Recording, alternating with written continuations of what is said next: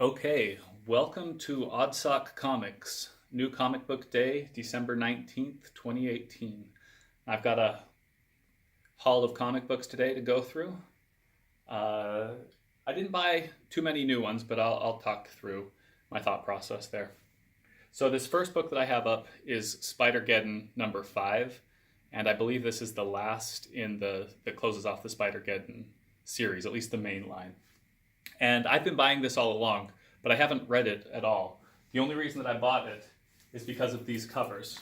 So this is In-Hayek Lee, and he made this awesome connecting cover that has all of the different Spider-Man characters on it. So this is number 5.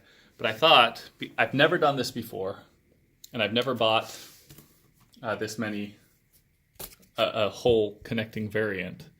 But because I've been buying them from Spider-Geddon 0, I thought I'd move them through here and kind of show what the whole thing looks like. I can't fit 5 in the frame, obviously, but I can show the whole set all the way up. I guess it's 6 total books. So here's 1 and 2.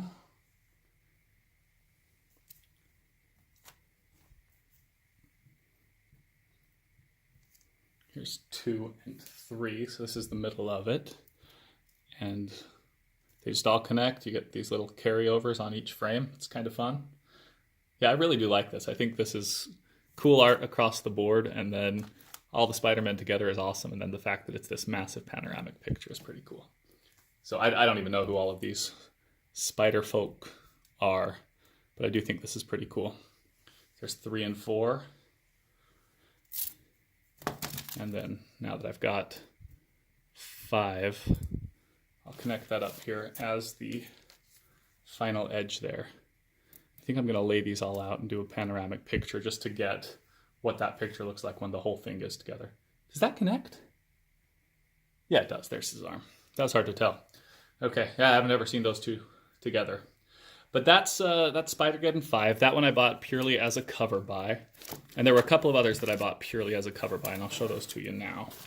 The first, or the next up, I guess, is an Artgerm cover, Catwoman number 6. And I think it's obviously an awesome Artgerm cover, so I was going to buy it anyway. But I think this is one of my highly enjoyable favorite comics, or favorite covers of his, because it's Christmas themed. You've got Santa passed out here. You've got Catwoman being sassy, fun face, a lot of detail going on. This is a great cover. I was always very happy to get something like that.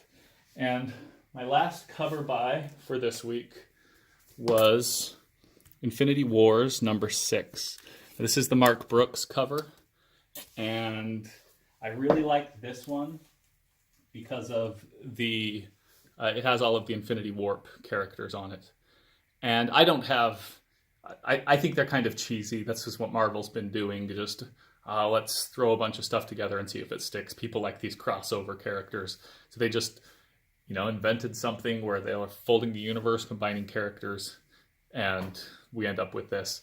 So I don't know that any of these characters are really meaningful or are going to stick. I don't think they are. I think this is mostly, toying nonsense. But it's a Mark Brooks cover. I've got a few of his covers. I like him. I talked to him a little bit on Twitter, and he is very nice, very good to fans. And so when I can support him, when he's got a good cover that makes sense with kind of the things that I'm collecting, I'll pick up his covers. So those 3 are the only cover buys that I did this week. I did pick up 2 books to read. One of them is also an awesome cover. There's my Batman series that I've been going through since I very first started collecting. So this is Batman 61, the Matina variant. And that is obviously a gorgeous cover. Those nice deep reds and blacks, just very classic, very artistic, very stylish. And I did read that one. It started out confusing me a bit. And because I just feel so betrayed by so many authors that are, ruining old characters, or they're taking good characters and spinning them around and adding weirdness into their backstory that doesn't make sense because they're trying to be edgy.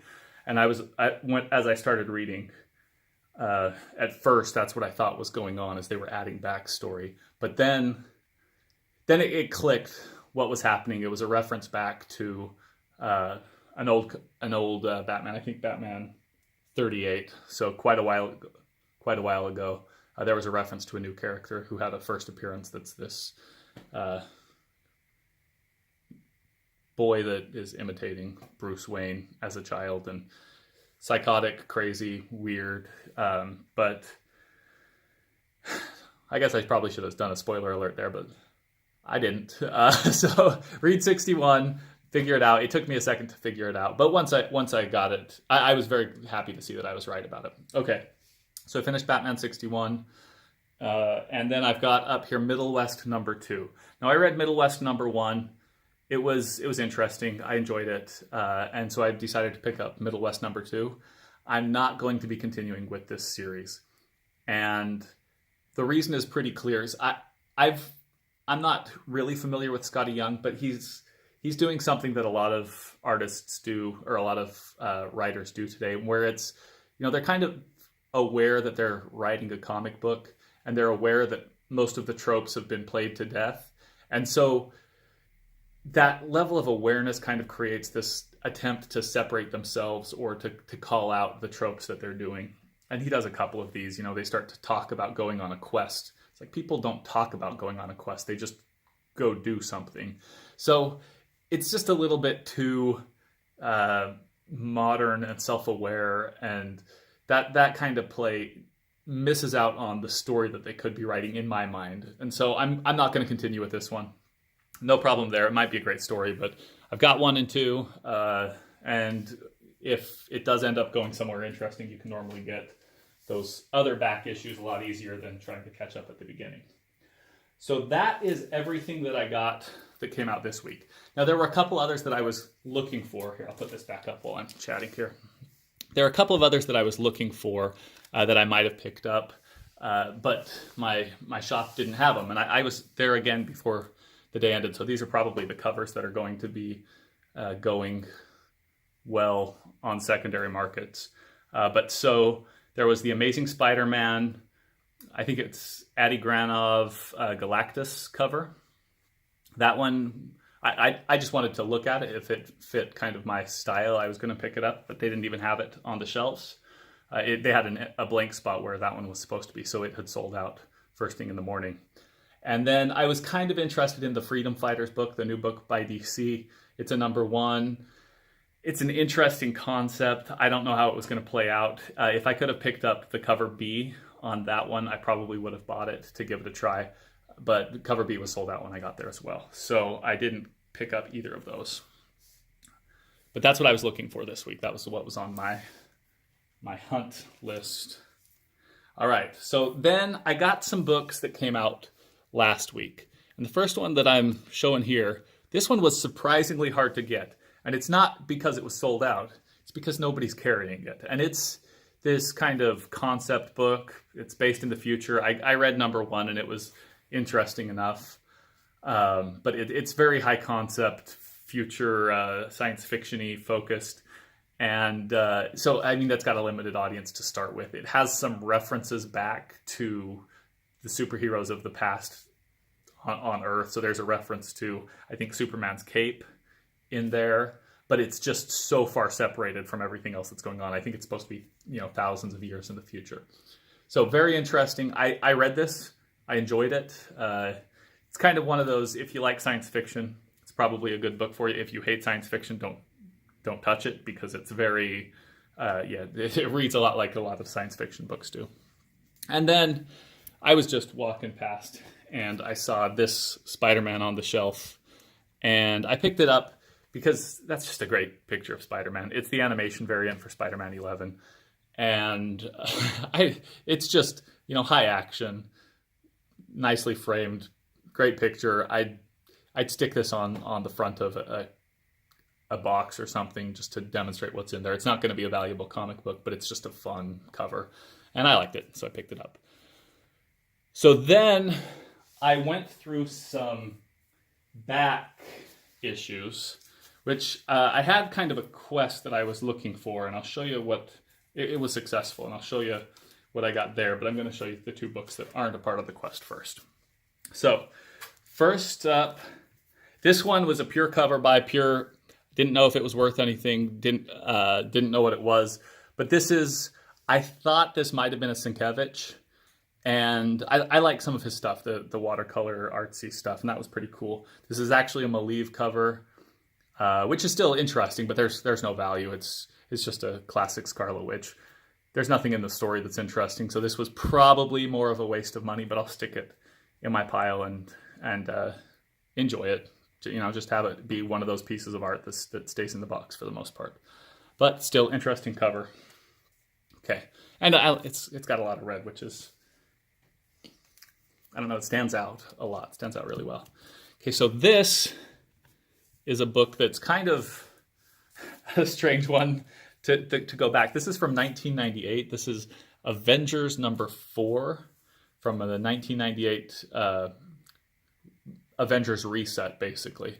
And I don't know much about what was going on here. The reason that I picked this up is because I've been going on a Carol Danvers kind of rabbit hole, learning her story and going through it. So a while back, I was able to pick up a copy of Ms. Marvel #1, the first appearance of Carol Danvers as Ms. Marvel. This is back in the 70s. And I got a steal of a deal on it, and I'll tell that story at some point. But probably one of the best deals that I've ever gotten. And I started to dig through because I had Ms. Marvel #1. I have Ms. Marvel's first appearance, the new Kamala Khan Ms. Marvel. I was starting to pick up a few other things. And I went back through the story of Carol Danvers, and I was like, that's a good one to kind of follow through. So anyway, this book, The Avengers #4, is where Carol Danvers changes her name from Ms. Marvel to Warbird. And it happens kind of randomly in this book. It also turns out that she has a drinking problem and all kinds of other stuff. So this is just kind of a funny book in the story of Carol Danvers that I thought would be fun to pick up. And I got it for $2 or $3. I can't remember. Less than cover price. So I picked it up. It's going to go in my Carol Danvers collection. But these two books were very interesting. And I've kind of had them on my list. And I didn't know how to find them. Because this is G.I. Joe America's Elite #5 and #6. These are pretty random books. I own one other G.I. Joe book, and it's because it's an Artgerm cover. But these books are from back in 2005. And the publishers, you can see, is DDP, which I can't even remember what that stands for. Maybe I'll find out. But I'm going to pull this one open here. But the reason that I got these is because they have a story inside. I'm still trying to figure out what DDP stands for. Devil's Due Publishing. So, Devil's Due Publishing. But the reason that I got these is because there's a story in here, and I'll open it up. So this story right here, I don't know if that art looks familiar or not. This is, let's see, where is it? Right there. Stanley Lau and Ray Toh of IFS Art. So this is Artgerm doing sequential story art. I'd never seen it before. Didn't know that he'd done any. Found the details. And he did it for these two books. And it's just a story. This is part 1 and this is part 2 of the story. But part 1 and part 2 are in this book. The rest of the book isn't him. But I picked these up. I believe they are the first commercial art, comic book art, that Artgerm did in U.S. Comics. I don't know if he's done other stuff in Singapore before here or what. I might dig into that a little bit more. But I went looking for these. I found a couple of copies online that were going to be maybe $6 a piece or so to get them shipped to me, which isn't too bad if you could get them. But I said, now I'll go check out my local comic shop and dug through. And I had a hard time finding it because it doesn't fall in the normal sequence of G.I. Joe. It's a special run of G.I. Joe. So couldn't ever find it. Couldn't find the 2005 run of G.I. Joe anywhere that I looked. but I finally found this one. They had both of them. I picked them both up for I think $5 a piece, but there was a 30% off deal, so I ended up spending like $3 something on each of them. So good deal. Turned out to be better than what I would have paid, and I now have the first, as far as I know, the first published work of Artgerm's art. It just happens to be interior storytelling, so that's kind of fun. Happy to have them. So that's my collection that's my haul for the week. This is much bigger than I usually have. Part of that is because I already know that next week is going to be, I guess I've got a few extra Spider-Geddons in here. But next week is going to be a lot lighter. I was looking at what comes out, and there's really not that much that I'm interested in. So I decided to go through the back issues and take care of that this week. And I don't even know if I'll get out next week. We'll see. Christmas, day after Christmas, I think I am going to be going into work that day, so I might make it out to the shop. I might not. But I will leave it here, and thanks for watching. Oh, I did decide what my first contest comic book is going to be. It's an Adam Hughes Power Girl number, I want to say it's Power Girl number 1. I'll show that in a while, but that's going to be my first giveaway. So that's going to be for the first 10 subscribers. So like the video, subscribe. When it finally comes time, I'm going to put up a video, and the first 10 subscribers, if I'm able to find them, I'm not really good with YouTube at this point, but if I'm able to find everyone that's on the list, I will.